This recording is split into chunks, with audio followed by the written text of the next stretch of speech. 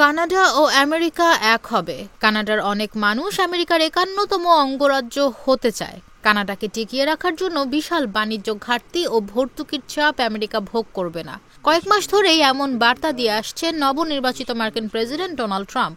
এবার কানাডার প্রধানমন্ত্রী জাস্টিন ট্রুডো বললেন, গত নভেম্বরে ট্রাম্প এই প্রস্তাব দেওয়ার সময় ক্যালিফোর্নিয়াকে কানাডার অংশ করে দেওয়ার প্রস্তাব দিয়েছিলেন তিনি।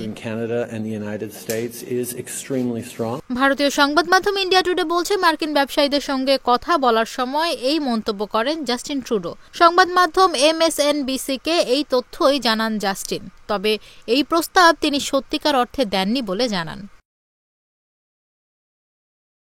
নভেম্বরের ওই আলাপের সময় শুধু ট্রাম্প প্রস্তাব দেওয়ার কারণে মজা করে এই প্রস্তাব দিয়েছিলেন বলে জানান ট্রুডো। ওই সময় ভারমন্ট কিংবা ক্যালিফোর্নিয়াকে কানাডার অংশ করে দেওয়ার প্রস্তাব করেছিলেন তিনি। বিনিময়ে তিনি কানাডার কিছু অংশ আমেরিকাকে দিয়ে দেবেন।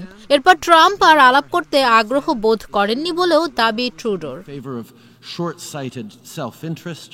মার্কিন সংবাদ মাধ্যম ফক্স নিউজ বলছে, শুল্ক ইস্যুতে কথা বলতে গত নভেম্বরে অঘোষিত এক সফরে আমেরিকায় আসেন কানাডার প্রধানমন্ত্রী জাস্টিন ট্রুডো। ওই সময় মার-এ-লাগোতে ট্রাম্পের সঙ্গে সাক্ষাৎ হয় তার।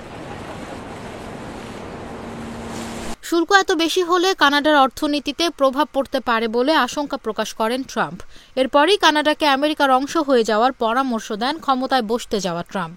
বাণিজ্য ও অভিবাসন ইস্যুতে প্রতিবেশী কানাডার অর্থনীতি ধ্বংস হয়ে যাবে বলার পর তিনি ট্রুডোকে বলেন, কানাডা তাহলে আমেরিকার ৫১তম অঙ্গরাজ্য হয়ে যাক। ট্রাম্প ট্রুডোকে বলেছিলেন, যদি সীমান্ত পেরিয়ে আমেরিকায় অবৈধ অভিবাসন কমাতে ও বাণিজ্য ঘাটতি কমাতে অটোয়া ব্যর্থ হয়, তাহলে ২০ জানুয়ারি অভিষেকের দিন তিনি কানাডা ও মেক্সিকোর ওপর ২৫% শুল্ক আরোপ করবেন। এবার ট্রুডো ফের সেই ইস্যু সামনে আনলেন। তিনি বৃহস্পতিবার বলেন, এভাবে ২৫% শুল্ক আরোপ করলে দুই দেশের অর্থনীতিরই ক্ষতি হবে। এমন করলে আমেরিকার মানুষদের জন্য কানাডার পণ্যের দাম আরও বেড়ে যাবে।